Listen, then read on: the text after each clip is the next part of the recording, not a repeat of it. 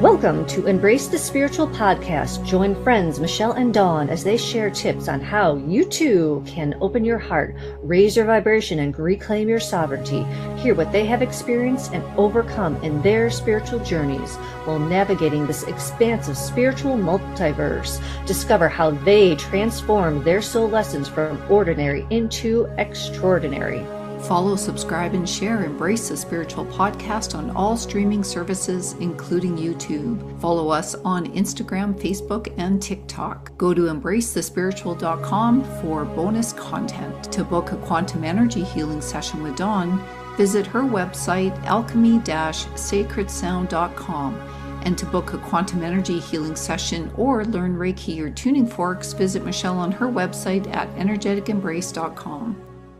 Welcome back as we talk about healing our inner child and why it isn't so important for us to do the work. And essentially, we're all doing work for the collective when we do this, because as we heal our inner child, we start energetically brightening up. And as we brighten up, like I saw this meme that was beautiful, like where you start doing your work and you start shining and glowing this beautiful golden energy. And as your golden energy starts flowing, those that you interact with, you affect them and they start becoming golden. So as our energy meets other people's, we start the healing process for others. Even though we may not see it, I know that people have interacted with have come back to me and said, "You were always so kind to me, even when I was not the best person or the best self I could be in that moment in time and space." And it's nice to hear when it's coworkers, because it is definitely a hierarchy system of, you got a boss, you're always the low one on the totem pole. And I've actually had a boss who has come back and said to me, "Thank you," because it could have gone a bad way. Like I could have been snarky or snappy and add to the conflict, but instead I chose to bite my tongue and know that she was not in her right mind and continue from there. So also recognizing when people are acting out because their inner child is not healed and needs so much healing that they don't even know that it needs to be healed. It's recognizing the healing in other people, because that is what we are here to do, is help each other. We're all a community, whether we live together, our neighbors, or if you are thousands of miles away, we are speaking to you so we can help you on your healing path, because this is what Michelle and I have been called to do. And I take it seriously. I will help you the best that I can. And at times it's going to go over somebody's head, especially when I'm working with my, clients who are not in their right mind. But all I can do is what tools that I've learned sometimes to redirect, because I'm working with somebody who doesn't even know what an inner child is and has forgotten so many memories that they don't realize that they're reliving a program daily. So sometimes it's just recognizing that's a program in somebody else and changing how we write her story. I love that we're doing this episode on inner child work, because I think it's definitely out in the collective. A lot of people that I'm talking to in general, whether you're in the spiritual community, so to speak, or not, or through clients, and lots of things are coming up about inner child work. I know that lots of times in Akashic readings, there is messages that come through about doing the inner child work. And I want to take a step back and kind of define, I guess, how I see what inner child work actually means. Because our inner child is just our younger us, right? It is that younger Michelle, younger Dawn, and that younger self experienced a lot, right? Trying to figure out where they fit in the family, in the world, discovering new things. So what inner child work really is us working with healing and integrating those traumas or those wounds, those innocent aspects of our inner child, and integrate that into who we are today. Obviously, we know a lot more today than we did as a younger child. So we bring with it the wisdom of working through things. And really that inner child work is so vitally important, because we've talked about this in past episodes. When we don't heal those memories and those things that we've done, whether it's a previous life or our younger self as an inner child, it can be stored in our body as illness, disease, you name it. So it's so important. And a lot of times inner child work, I think, is defined as when people have trauma. So I want to kind of explore about trauma just for a second, because a lot of times when we think of trauma, we think of those really deep-seated traumas, the emotional, physical, sexual abuse, outright neglect or abandonment. And yes, that is trauma. But as a child, the trauma experience can be little things. And I think that's what we don't realize is people say, well, I don't have inner child work to do because I don't have those big physical, sexual abuse problems or abandonment. And so I don't need to work on my inner child. But guess what? There are so many things that can be considered trauma, and they could be things like your favorite teddy bear got thrown in the garbage. Well, as a young child, that is pretty traumatic, right? Here's this thing that you cherish that somebody is just throwing away. And that alone, that little piece of maybe somebody not respecting your things could transition and be a theme in your life, kind of what Dawn was saying, be a theme in your life of how you deal with situations today, and maybe not in a healthy way or a positive way or a way that you would like it to kind of unfold, and you don't know why.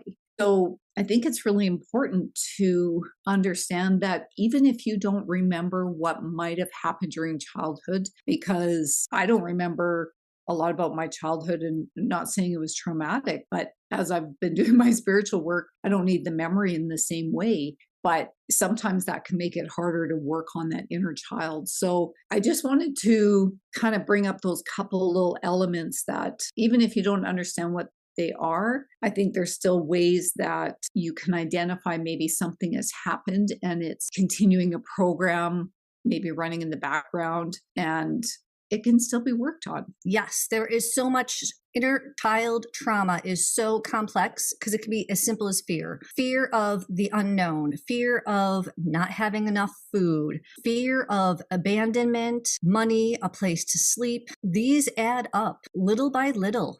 And as they add up, it leaves a imprint on our body. And as it adds up, and we are storing it as we are a child, not realizing, because I don't know many children who had an excellent relationship with their parents when they were younger. I know I did not. And I turned to reading. That was my getaway to deal with, what was going on and I think everything that I listed, I had. Like, I did not sleep because I was scared to go to sleep. And the list just goes on. And what we think as an adult to a child could be so immense that we can't comprehend the impact that it has on a child. And if we don't have those open communication skills with our children, we will never know. And I came from a family where we didn't talk about things. Everything was hidden under the carpet at all times. And then when it blew up, it was like a shock, because it was like, what? All these truths start coming out. Like, I found out I had a different family. I had a different mother. I was adopted. And I was in third grade. So I was pretty young, about that 8-9-year-old age, when all this stuff started hitting the fan. And my father was an alcoholic and a workaholic. And it is very hard for a young child to comprehend the immensity of those words, because in those days, you really didn't openly talk about it. It wasn't like you could ask your friends, because your friends would be like, what are you talking about? We did not have the internet back then. So looking this up, or even going to the library, I don't even know at that time I was an avid reader if you could find books on it, because it was not something that we talked about in society. So as I'm saying this, it's like 12:22, and the angels have been talking to me like intensely for weeks. So I know that we're doing healing as we talk about all that is to come, and I'm excited. So yeah, there is just so much that can be encompassed in this inner child work that needs to be done. And honestly, sometimes you have to get nitpicky, because sexual abuse will reside in your body. It will create fears that you don't know about. It will create behaviors that you don't understand about yourself. And having a hypnosis session is a beautiful way to figure out if something like that has happened. Or even SRT, I would say, would help clear those contracts of why it was repeating. I know that I have, been raped and killed in a another life, which continued on into, well, I'm alive here, so I wasn't killed. Yay. And Go you. yeah, yay me. Didn't continue that pattern, but there are patterns that we don't know about that we are continuing from previous lives, and you don't have to believe in them, and that's okay if you don't. But there are patterns that are set up even before we come here in this now time and moment that need to be cleared. We are here on planet Earth to help the collective with our knowledge that we are learning. And it's important for us to have these conversations. I have friends that are reaching out and they know they need to do more and they don't know where to go and they're frustrated. And it's like, start with your inner child work. It can cause PTSD. It can cause behaviors and reactions to situations that you don't even know why that you are reacting to these situations a certain way. And it can repeat and repeat. And it can cause inner conflict between family, between friends. It can make you want to not deal with people because you don't know what your triggers are going to be. It's so important to deep dive into even meditation. A lot of people, once they start this healing journey, they start to meditate and realize, oh, my dreams, my meditations are fixing things in past lives, repetitive behaviors, patterns that are occurring in this life that have come from other lives. So it's time to calm that mind, to do the inner work, to calm your nervous system. The technique that Michelle mentioned, the butterfly hug, is a beautiful way to start calming that system so that you can clear your mind and let that information flow back to you. And then you sent me another one today. It was the something handshake. What was that called, Michelle? So I came across a video called hand skating, and it was a different technique about rubbing your hands together, but you kind of alternate from your left side of your body to your right, like holding your hands over your left side versus your right side, and like brushing your hands as if you're doing a skating motion, but doing it with your hands. Yes, there's so many ways to reset your vagus nerve.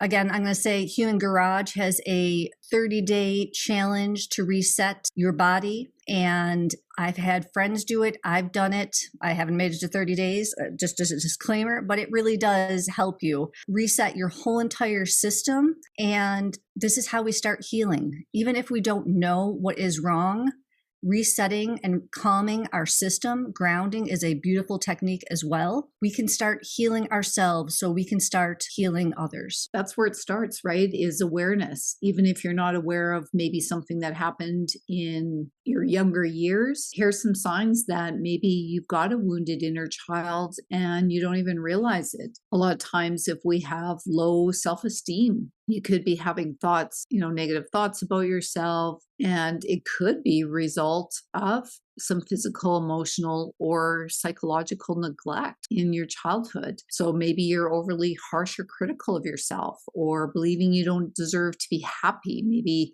that's come from a place, well, you did this wrong, so you're getting punished, and it's stirred up some things like that. The caveat on this, I would say, is it's not that all parents are intending to inflict inner child wounds on their kids. I can even look back and go, ooh, yeah, I could probably have handled some situations differently, especially with what I know now.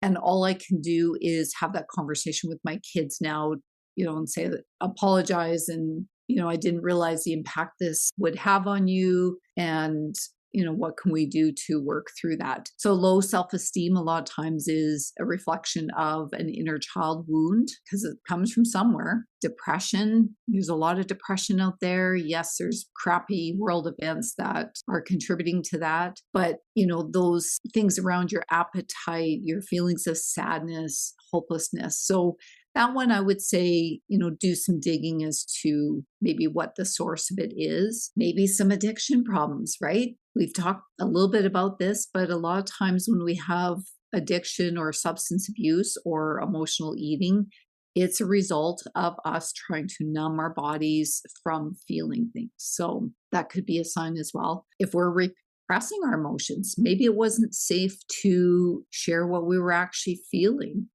There was a lot of, I'll call it programming comments or things that we would hear as kids or we said as parents early on.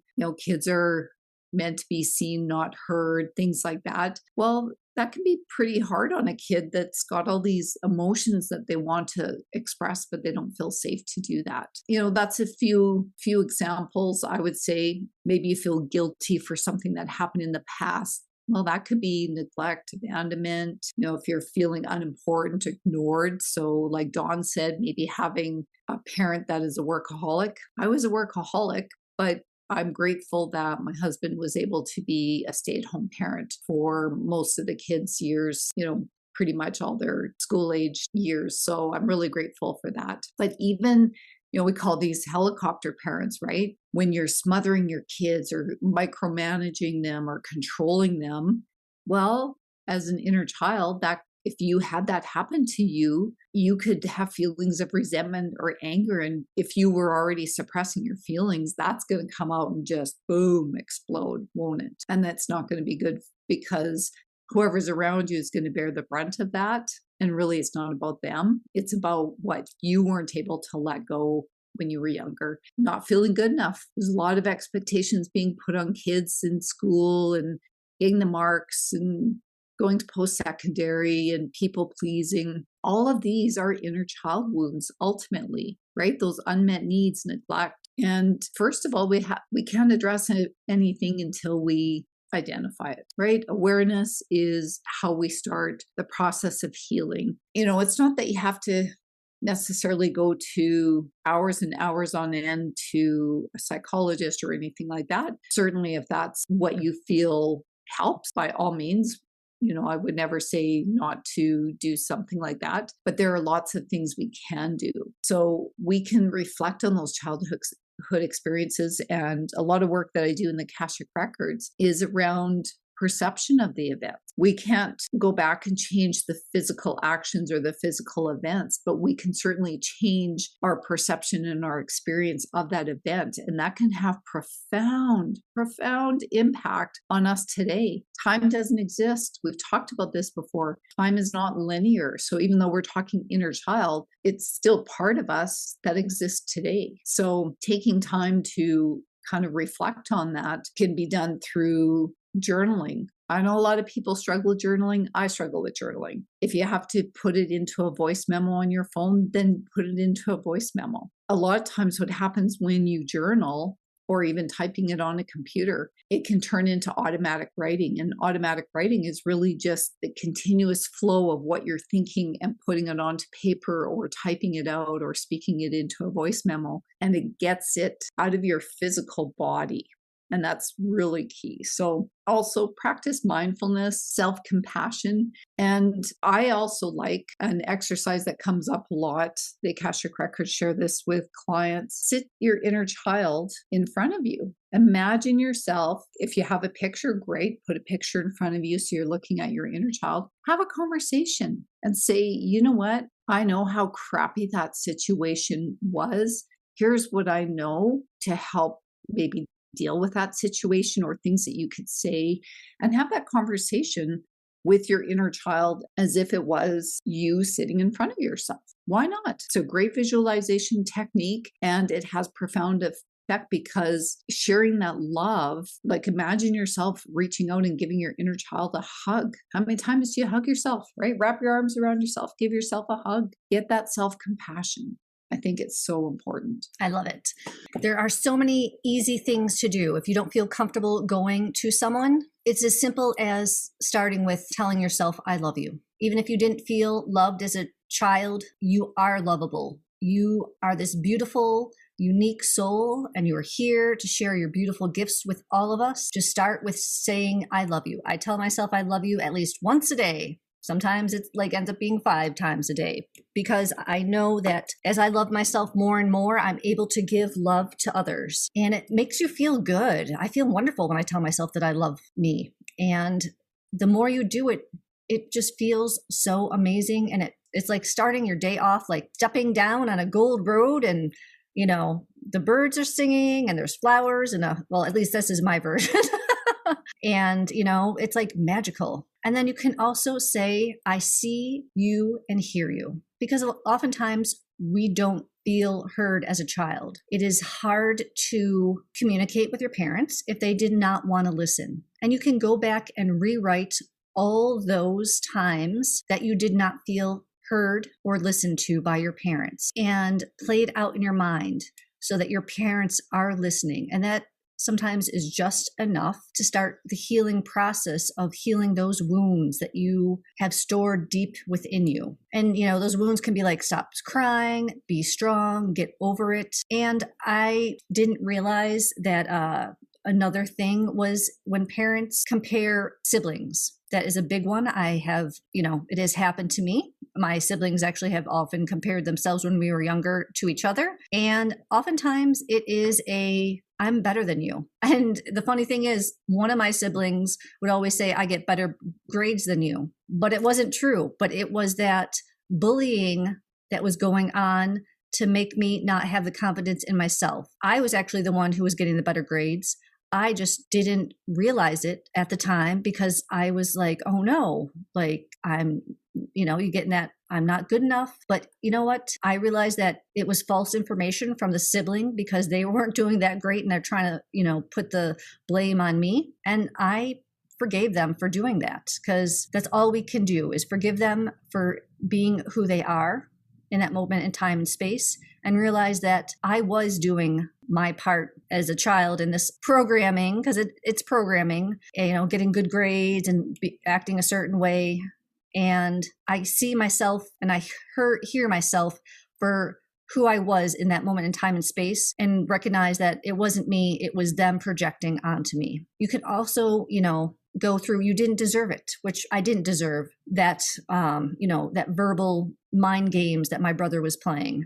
And this also, has to do with, physical abuse, mental abuse, any abuse that has happened to you, you did not deserve it. Nobody deserves to be treated that way. And, we often grow up with being ashamed or feeling abandoned because of this abuse. It is not yours. What happened is on that other person. And know in your heart that you cannot control other people's actions. You can only control how you react. And if going back through that timeline to heal works for you, you may need a little more professional help. I'm not sure, what the situation was. Just thinking of people have come to me and opened up about stuff. I know what works for me. I don't know what works for you. You have to use your inner guidance to do that. But I know, recognizing patterns and how people acted and saying, yes, I didn't deserve that has helped me heal. But I'm also a very private person when it comes to that. I'd rather talk about it with close friends and work it out that way than involve somebody else who might not energetically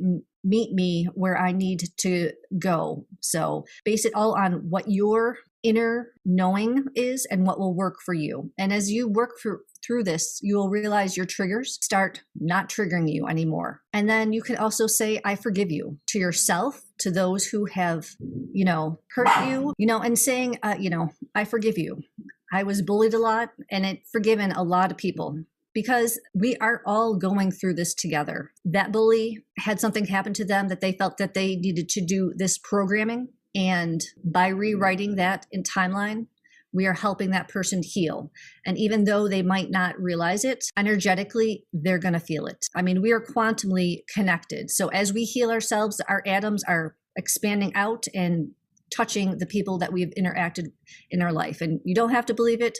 I can feel it and know it. So, just have faith a lot of times. And then one more thing that you can do, you can tell yourself you are safe. And I did not feel safe as a child. I did not know if we're going to have food on the table. Would we get kicked out of our house because of things that have happened and things beyond my control because the adults in my life did not prepare properly. And it feels so good when you say that you are safe, even though we're stuck in these situations. Telling yourself that you're safe and that you're going to be safe because now you're an adult and you can stop those patterns from being repeated is sometimes the most beautiful gift that you can give yourself. Absolutely. And I'm glad you brought up forgiveness because that was on my notes to talk about as well. Of course they were. We've talked about forgiveness in a past episode. I believe it was back in season 1. Forgiveness is not easy because it's so hard to understand why people that should love us have done that to us.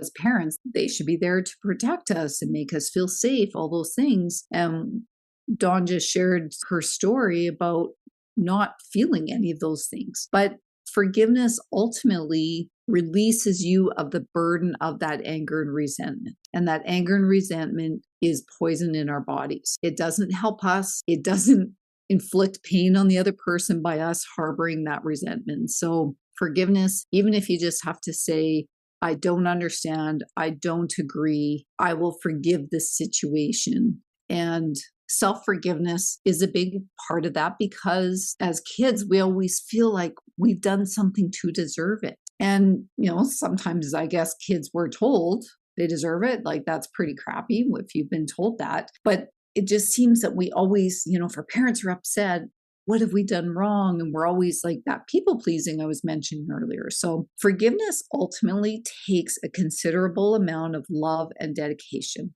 And that's really what it boils down to, is that you're giving yourself more love than what that situation took away from you. All of this inner child work is ultimately part of our spiritual awakening. That's why we wanted to talk about it on our podcast, because our podcast is all about embracing the spiritual, and inner child work is such a big part of it, because when we aren't healing that inner child, those deep-seated wounds create those tensions and blockages within our mind, body, and soul, right? And we kind of get trapped. And then our thinking mind, our ego kind of takes over and, tries to rationalize things. And, no. And a lot of times, Dawn and I were talking about this earlier, and she might have wanted to bring it up, but ego a lot of times is said that that's your inner child. I disagree. Dawn and I were talking about that earlier. We both disagree. That's not what we believe the ego is. The ego is more that thinking mind trying to take over. So when you're stuck in pain, I think that activates your ego, and that's probably why it's associated with inner child. But really, I see them as different. But inner child work is ultimately on your spiritual journey to heal, evolve, and awaken you. It's part of your house cleaning, right? If we don't get our energy field, our body cleared, then that spiritual awakening is just going to be harder and take longer. So I think part of the inner child healing, it's almost like we have to gain trust with our inner self again, right? Because we don't trust ourselves maybe in situations today, and that trust was broken back when we were an inner child. So rebuild that trust with your inner child through that love and self-nurturing. Speak to your inner child. Like I said, imagine the person's ahead of you. I'm sure there's some guided meditations about connecting with your inner child. Those ones, guided meditations, I'd be a little bit selective over what resonates with you.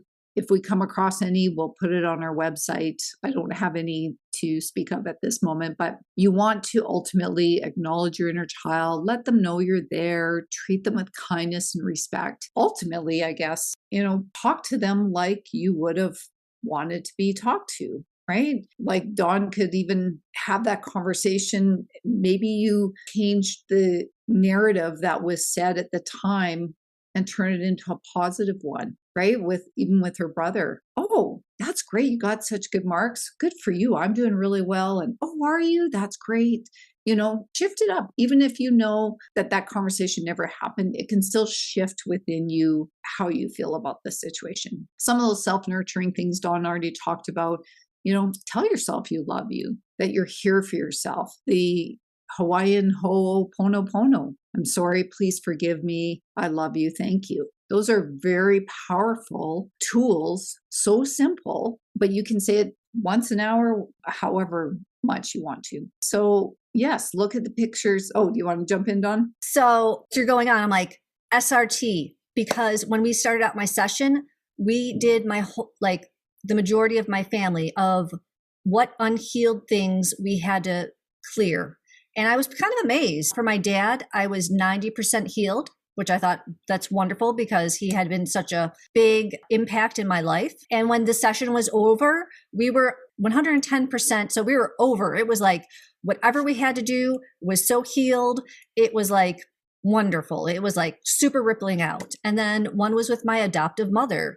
I think hers was at like 70%. So there was like 30% that was unhealed. And by the end of it, we were at 100%. And then my biological mother, 100% healed, which is interesting because I remember crying and like for many nights, finding out that I had another mother and I didn't know her. And so those tears, all that crying, those nights, of me feeling this grief really did help. And, never think that I would, ever talk about it, but I spent probably a couple years just bawling my eyes out at night. It still brings a little sadness to my heart because I was so young and I didn't know her. And I have like one image in my head of her, but that, I'm honored to have had her bring me into this life and that we may somewhere down the road meet again.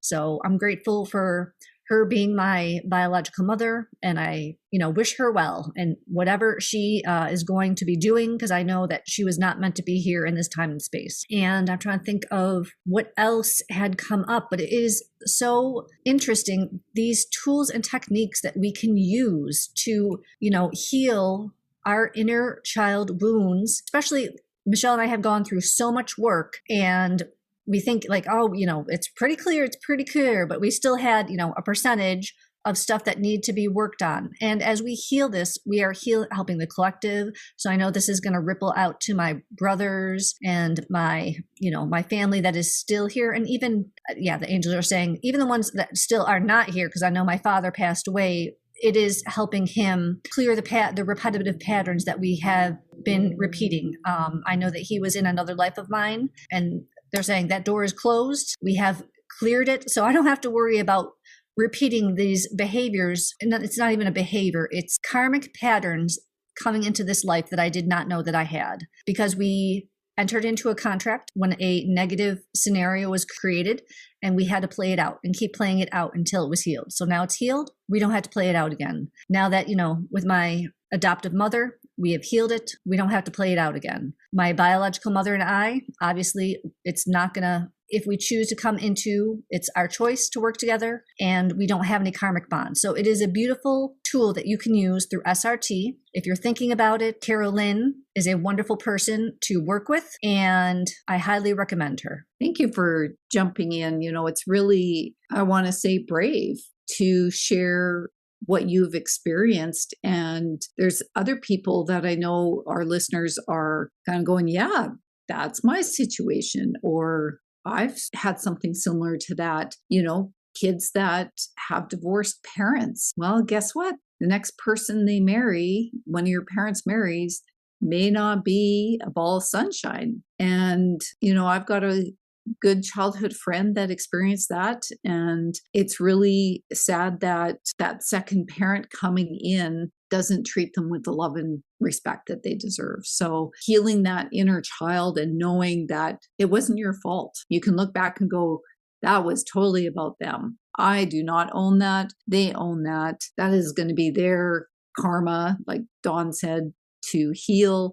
And we can heal our side of the equation. So maybe a visualization technique might help to create that safety for you and connect to your inner child through visualization. Create a safe space, maybe it's out in the garden or in the forest, and kind of invite your inner child to come meet with you. So, relax, close your eyes, take some deep breaths just to connect. One technique that I'd come across, you can imagine you're walking down a staircase. So it's kind of putting you into that theta brainwave. And at the bottom of the staircase is your safe place. And that's where you feel strong and safe and supported. And spend some time in that safe space and soak it in. What does it smell like, sound like? Even if you're not good at visualization, because I always said I wasn't good at visualization, but visualization is just imagination. Just imagine yourself there. Imagine that at the bottom of this staircase that your younger self has come through, maybe through a door or a waterfall, whatever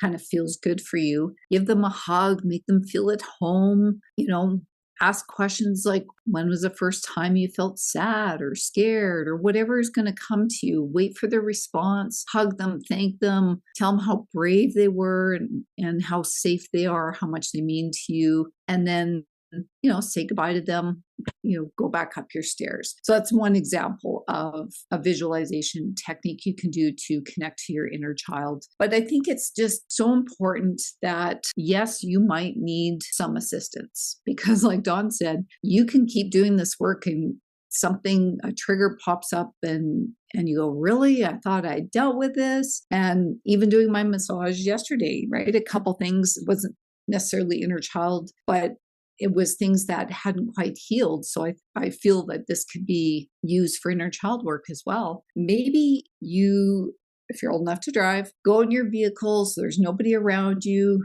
Maybe you're in a parking lot. So probably don't do this driving because you want to be safe. Scream, yell, say whatever you want, whatever language you want, at whatever person has wronged you, a step parent or anything. Like, let them have it. Let them have it. Get it out of your body. And if it's crying, if it's yelling, whatever the case might be, releasing it out of your body, it's okay. You're hopefully safe in this moment in time. And if you're not, there could be some inner child things that are directly correlating. Like Dawn said, maybe there's some work to be done to clear some current relationships. And yes, the SRT technique, that's one of the things that we talked about last episode that I really liked, is the technique can be used to clear whatever is blocking between two people still. And when you go through the work, sometimes they'll let you know what it was. And sometimes they say, you don't need to know, it's just cleared, right? Because that's where we have to be careful in doing this work, is we're not perpetuating the story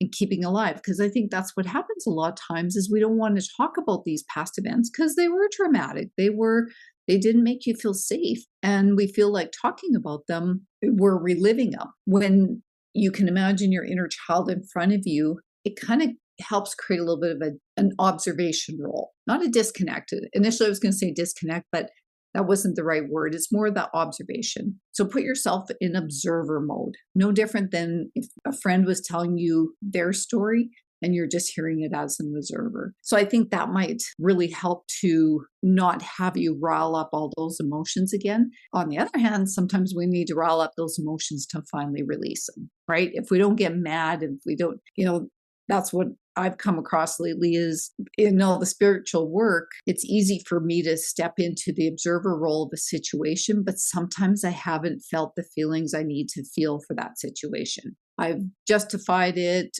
or, I know the lessons in it and all that stuff. But if I haven't truly felt all the feelings, then I can't release them, is how I understand that work to be done. And learn to trust yourself. We were set up in not ideal situations, and it's okay. It is okay that you grew up like that, but trust yourself now. Know that you need and a want. You can feel like something is wrong. It is okay to be on this healing journey. We all are working on things, and even though if you don't have somebody you can talk to, hopefully you listen to us talking and you recognize that, yes, you're hitting it right on the head of things that I've felt, and I haven't even realized that this is what needs to happen. And we've all been there. Let your journey start today or tomorrow or soon. We're all here to support each other, and only you know when you are fully healed. And use the tools, search for more. There's so many different things. I was just reading, play is important, because as adults, we do not play enough. And, go out. I love to swing on a swing, and that's my favorite thing to do. Walk barefoot through the grass, help yourself ground, smell some flowers, do something that is enjoyable to you to help that happiness perpetuate itself so that your inner child can heal as you are moving through this life. For sure. We don't play enough, do we? And it's funny because sometimes I'll watch kids' movies. Like, why not? Or kids' shows. And, I'm looking beyond the, maybe some programming that's in it, but it's just the fun of the entertainment of it. That's really, I'm looking at the entertainment of it. And it is something fun, going out and skipping rope or whatever you want to do. I think play is an extremely big thing. And one of the other points I wanted to add in quickly too is setting boundaries. Because as kids, we don't know how to set boundaries. So by setting boundaries as adults, I think most of us still haven't done a really good job at that. And sometimes there are boundaries we wish we knew how to set when we were a younger self. And it's okay to set those boundaries. You deserve to be treated a certain way, and you do not have to accept anything less. And it's okay to not have those people in your life if they're not willing to treat you properly. I saw a post recently about, but they're your mom, they're your dad. That is the worst thing you can say to a child, because I think a lot of trauma comes up because of that. Because we have, as a kid, I mean, obviously we rely on our parents for the food and getting to school and all of these things, and house, roof over our heads. So we have this obligation to, obviously we can't go live on by ourselves when we're that young, but we've been guilted into having those relationships, haven't we? It's a very brave thing to step away from that and say, no, I don't deserve. Dawn has done this amazingly, if you can even say that about it's a crappy thing to do, in the sense that we shouldn't have to walk away from our families, right? They should be our safe space. But a lot of times they're not. A lot of times those step parents or whatever, maybe it's even teachers, don't treat us well. They don't respect us. They're jealous of maybe the kids, especially if it's a divorce and, the parents remarry, or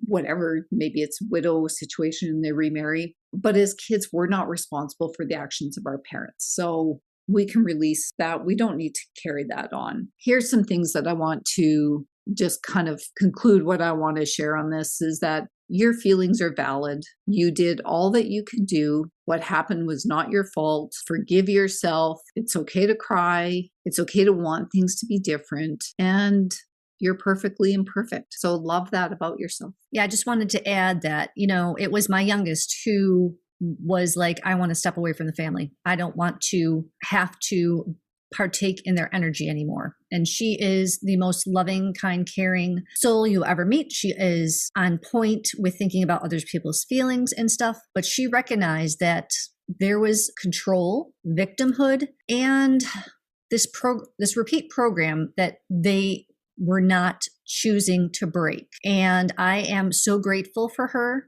recognizing that and being able to say, I'm done, because it takes a lot of courage to do that. And I realized, you know what, I can't do this anymore. And it was hard, but I'm not the victim, nor would I ever want anybody to think that I am playing the victim, because I'm not the victim. I thought this was what we're supposed to do because I have friends who are programmed who say their family, we have to keep them in our lives. That is the biggest lie ever told. If you are in a abusive, manipulative relationship, you should learn to get out. And there are people in my family who are sweet to you, to your face, and you think they're the most kind, caring, giving people.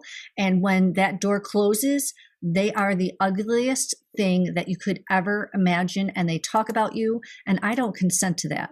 And it was like, there were secrets being told that really didn't need to be told. And I'm just like, so if we can't have an open relationship, and like knowing the inner work that I'm doing, these secrets are known by the universe. Like, there is no secret. As soon as you think it, you say it, it is out there, and intuitive people can pick up on it. And I just realized that they did not want to heal.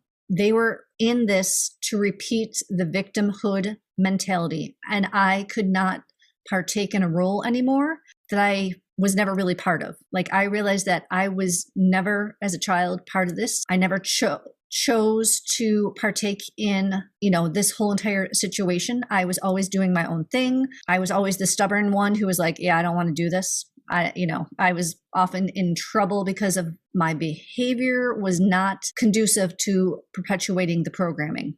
And that's okay. It is okay to do what you want to do as a child, because you know in your heart what is wrong. And I felt it at a young age. That was why there were so many tears and so much, why did this have to happen? And why did it have to happen? Because it was my lesson to learn so that I could break free and be here talking to you to give examples, to say that, yes, you can break the programming. You don't have to be the victim, and you need to feel it in your heart and know that I'm not going to repeat these programs again, because a lot of people say I'm not the victim, and then they jump right back in and perpetuate these victimhood mentality. Like, I'm here to be conscious in my thoughts. I'm here to be conscious in my languaging, and I'm here to help people heal. And oftentimes, I realize like the programming does come up on dealing with things, and sometimes I need to time myself out to say, hey, let's look at this in the broader perspective of things that are going on. And it is hard to do, but I realize that we're all here to share our talents. And sometimes you have to take a step back from how you want to react and say, is this a program behavior, how I'm going to react? Am I being in love and healing to help others? And if I'm not, then I need to say, you got to come at it from a different way. So you can do this. I can feel it. Whoever is listening, you can heal. I've healed. Michelle's healed. And we know so many others. We've had so many beautiful people on who have done so much healing. Just start the journey. I love you. Beautifully said. I'll leave you with these last few reminders to help overcome what you've dealt with for inner child work. Develop that self-awareness, face your fears, set boundaries, seek guidance, however that resonates with you, and ultimately build trust. And don't forget to celebrate the small win. Follow, subscribe, and share Embrace the Spiritual podcast on all streaming services, including YouTube. Follow us on Instagram, Facebook, and TikTok. Go to embracethespiritual.com for bonus content. To book a quantum energy healing session with Dawn, visit her website, alchemy-sacredsound.com. And to book a quantum energy healing session or learn Reiki or Tuning Forks, visit Michelle on her website at energeticembrace.com. Infinite love and gratitude. Thank you for joining us.